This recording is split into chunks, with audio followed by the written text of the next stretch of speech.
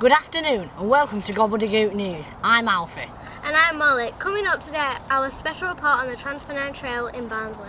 We will be sharing some interesting facts about nature and the Trans Pennine Trail and talking to a local man who uses the Trans Pennine Trail on a daily basis. But first, let's look at the weather for the coming weekend on the Trans Pennine Trail. Over to our weatherman, Trevor.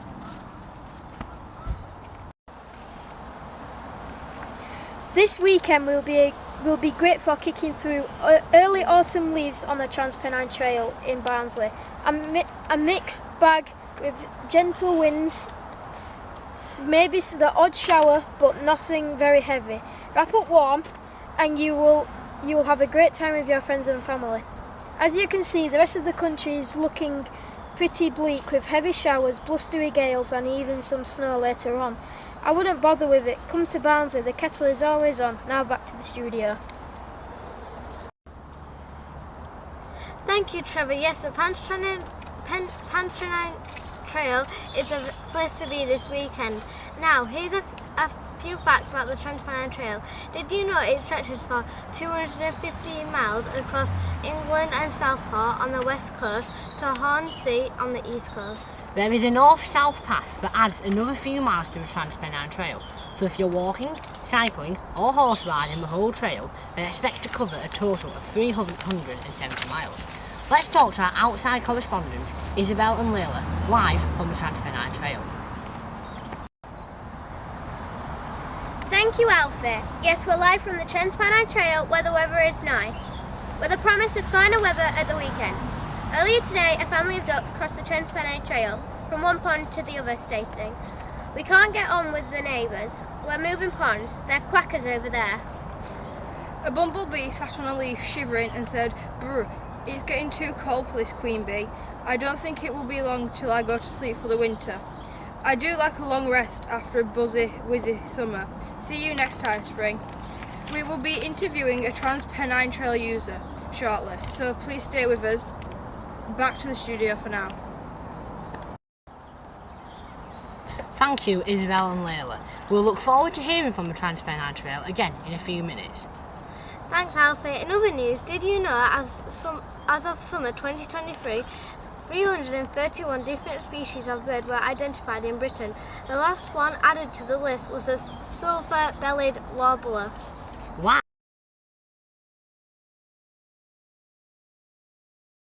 So, there are 100 different species of trees across the UK, so plenty of nesting and perching room for the birds. I love to walk around my neighbourhood tree and bird spotting. Listening to the bird songs in the trees is one of my favourite things to do. I bet that chills you out.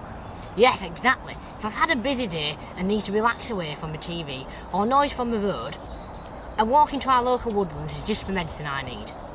As promised, we're going back over to our outside correspondents where they will be catching up with a regular Trans Pennine Trail user. Thanks, Molly. Yes, we have Andy from Barnsley here with us, and he has agreed to answer a few questions. Andy, how often do you use the Trans Pennine Trail? Mostly every day, if the weather's permitting. And can you tell us what to expect along the trail? Are there places of interest, cafes perhaps? Oh yeah, it's very friendly, user friendly, and you get a lot of people either walking their dogs or cycling, or just like me that needs transport to get around.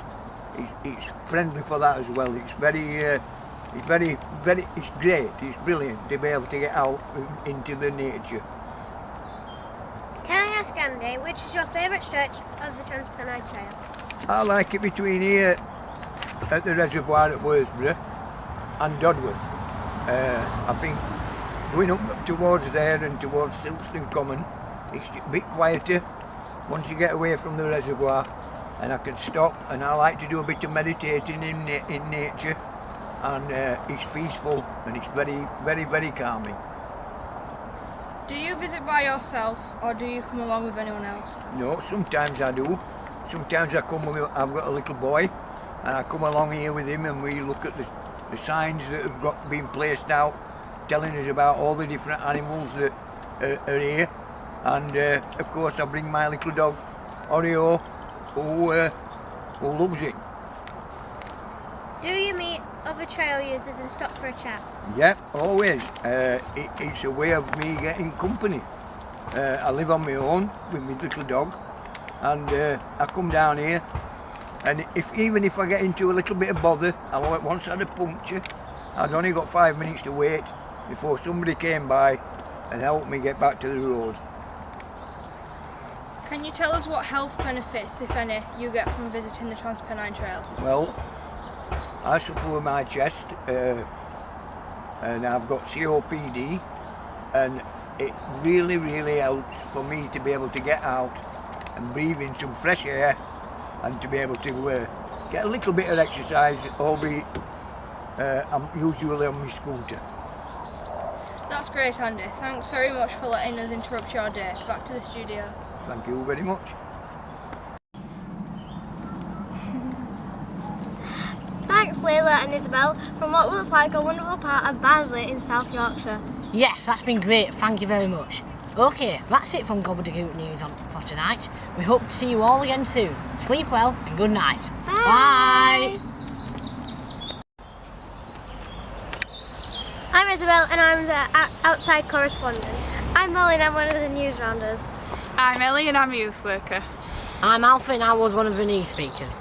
I'm Xavier and I was the cameraman and the weatherman. I'm Layla and I was an outside correspondent. I'm Noah and I was a cameraman. And I'm Jeff and I'm a youth worker.